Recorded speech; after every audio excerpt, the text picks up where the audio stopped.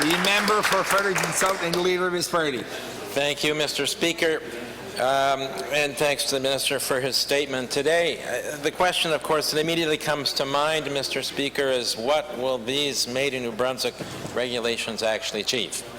The federal regulations that have already been watered down once are intended to reduce emissions from the large industrial emitters in Canada by about 11%.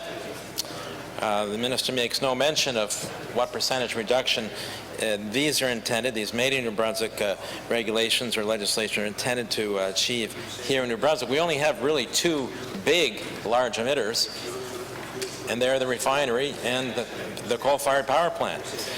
So the question is, why are they doing this, Mr. Speaker?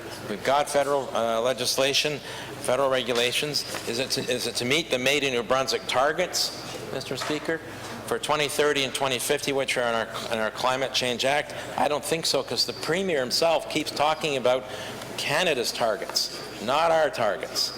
Our targets in the Climate Change Act actually proportionally ensure we do our share under the Paris Agreement for 2030 if we hit those targets, Mr. Speaker. So it will be interesting to see what comes about with these regulations or this legislation that's being proposed, Mr. Speaker.